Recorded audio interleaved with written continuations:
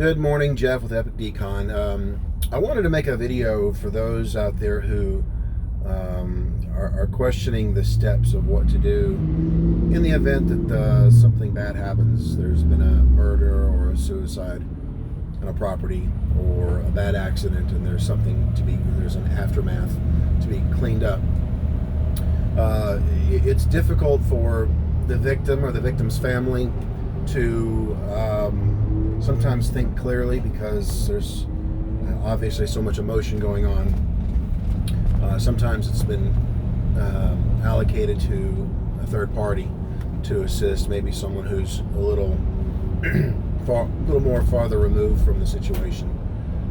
So if you have an advisor or somebody that could help you that's emotionally or capable of following through, then maybe you can have that individual. But the steps are basically after law enforcement comes and does their investigation, or heaven forbid a coroner comes to take away the body, you need to pull out your insurance policies. This could either be a homeowner's insurance policy or a life insurance policy. If you're a tenant, typically tenants don't pay for this. That would have to be something where a tenant and a landlord would have to have some sort of agreement, but usually it's the property owner that has the responsibility to pay the cleanup. Why does this have to be cleaned up? Well, you can't ignore it. It creates an environment where someone could get sick. So obviously if there's blood or bodily fluids or feces or anything else that's unpleasant, it could create a problem for somebody else and cause a liability issue, a lawsuit if someone were to get sick from it. So it has to be remediated or cleaned up. So after you've identified your coverage and your life insurance policy, you would speak to them, open up a claim number. With that claim number, and understand what your copay is on that. Sometimes it's $1,000, sometimes it's $500, or sometimes a little more. If for some reason you do not have insurance, as long as there's no felony in your background, there are some government programs that you can apply for that will cover up to $1,500 of the cleanup costs. You'll have to talk to your cleanup company, your remediation company, about that. Make sure that they're, kind of on board with working under those circumstances. A cleanup job is typically billed at an hourly rate that could be anywhere from $150 to $400 an hour, depending on what's going on and where you live.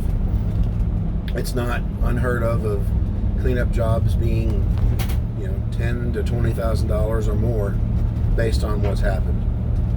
So not to be overly graphic, but just so that the viewer understands, when a body decomposes, there are fluids that are generated, and those fluids are what the problem is because they can sink through floorboards, walls, and if those surfaces have been saturated with a biocontaminated fluid, they're going to have to be removed, demolition, and then disposed of. The disposal alone is very costly. There's bioremediation companies that have special licenses to transport. Like I'm in a van now. They have to pay certain licensing just to be able to transport those kind of materials in their vehicle. And then those materials would go to a dump. There would be a document, it's called a certificate of handling, on how these materials are disposed of, where, who did it, at what time. So there's proof, and this is good for you to have, of making sure that appropriate, safe, OSHA certified protocol has been followed for your property. So after you have your insurance documentation and your plan of payment in place, you would call a biohazard company or a crime scene cleanup company or a trauma cleanup company.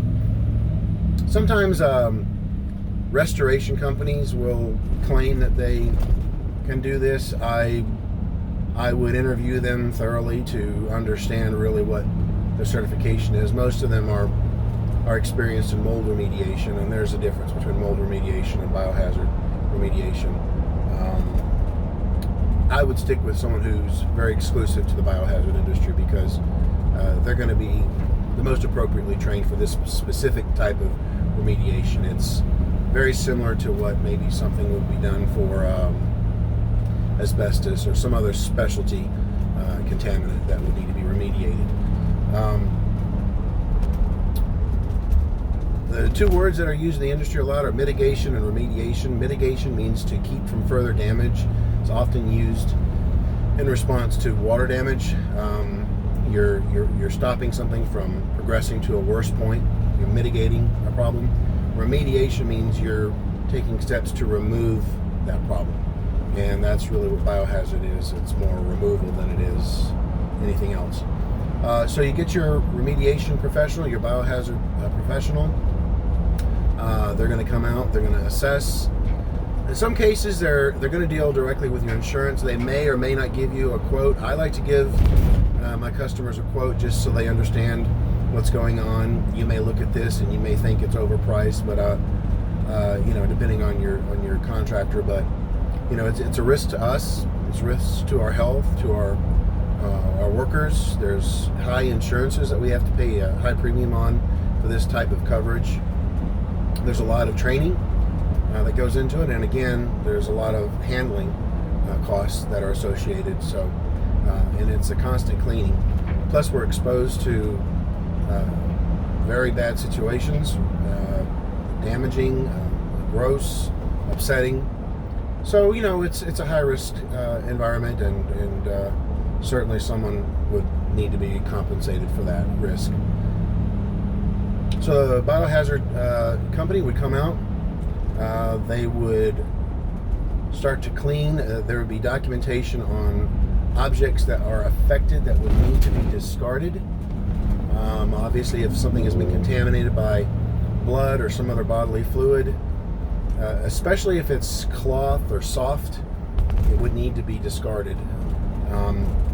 If you have very specific mementos that you want to save, you would need to communicate that to your company. Everyone operates a little differently. Some people will catalog everything that they throw away, and that's good. That's one good indicator of working with a good company. If you want to save something and they say you should dispose of this because it's contaminated, they'll probably ask you to sign a waiver, just holding them harmless from anything bad that happens to you from handling a contaminated object. But usually folks are going to be very willing to work with you, and they understand your concerns and your grief, and we're doing this to make this a better situation for you, hopefully saving you from any further distress. So that's why we're part of this. I came from the world of healthcare, so patient comfort, patient safety was always an important thing for me. It's not just a paycheck. There's the element of feeling good about doing something good for somebody, and so we'd like to keep that relationship with you. And you may never want to see us again or be reminded of this situation, so that's understandable. But at least while we're having to work together, let's our hope is for it to be as a good situation for you as possible. So once we're in the mitigation or in the remediation process, we will put contaminated things inside of a red biohazard bag, and those will have to be carried away to be incinerated. Then we will submit a bill to your insurance company, and they will send a check. Sometimes they'll send a check to you directly, sometimes they'll send it to us, sometimes they'll send it to both, sometimes they'll include a mortgage company. Sometimes it can get a little convoluted, so just recognize that those funds are for your contractor. I've seen clients take funds and go off to Disney World not realizing that they had to pay their contractor. So some biohazard companies do not do the build back. So if they have to tear out some sheetrock or there's some flooring, they may not be interested or licensed to do the build back. So that you'll have to, talk to them about that. You may have to have some other contractors that come in, and they would also take advantage of the insurance claim. So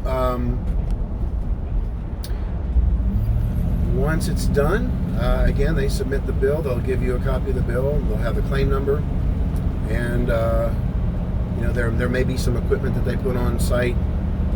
Some folks will just come in and clean and be gone. Me having water damage restoration experience, I'm also concerned with moisture and humidity content in that affected environment. So I want to make sure that after I've cleaned and put some cleaners or disinfectants or some chemicals, enzymes or whatever on the environment, that it dries appropriately, then there's no other risk of further damage like mold or something along those lines. So in some cases we may need to put equipment that might run overnight or even a couple of nights, depending on what the situation looks like. We can use air movers, we can use dehumidifiers, we can use something called a hydroxyl generator, which is good for odors. Some can use ultraviolet light, UVC lighting to disinfect areas. And that's good for areas where maybe you don't need to want to spray a lot of moisture, a lot of chemicals. For example, in an art gallery or an engineering room, or maybe in a room where there's a lot of books. So that might be helpful. But you would still need to remove or wipe down any blood-contaminated materials. But anyways, I hope that gives you some direction. Again, just identify your insurance, make a claim, call a biohazard contractor, and they should deal directly with the insurance companies. They may ask for a deposit. Some will ask for 50%, some will ask for 25%. Some will just ask for nothing and let it go straight to the insurance company. But even if the insurance company is being billed, just know that the agreement is between you and the contractor, between the biohazard contractor. The biohazard contractor does not have an agreement with your insurance company. So the insurance company is not their client, you are their client. So make sure that the costs that are listed, if they're not going to be covered by your insurance company, they're going to be expecting the payment from you personally. So just watch that, understand really what the full pricing scope is looking like. There are some companies that are unscrupulous that will take a $5,000 claim and turn it into a $30,000 claim. The insurance company will deny and only pay part of it, and then the biohazard company or the contractor could come after you for the rest to put a lien on your property. You don't want that. So just have good communication about the pricing. Make sure your insurance company is going to pay for it. Know your limits. If there's any exclusions, ask for those exclusions. And that's the terminology to use. Exclusions. Are there any exclusions in this contract for this type of remediation? And just understand what you're getting into. Ideally, the more information you have before you call someone on site and have them start cleaning or tearing out floors or walls or discarding things, you need to just have your information in hand, because there are, as in every industry, there are predatory contractors. So just do your homework, ask for their certifications, look at their reviews, ask for referrals, and just as you will with any contractor, make sure you're hiring someone that's going to treat you right. So again, Jeff with EpochDecon, EpochDecon.com. If you have any questions, even if you're out of state and you just want to understand the process, you're welcome to contact and reach out to us, and I'll try to give you some insight. Maybe I can refer you to someone. All right. Thank you, and be well.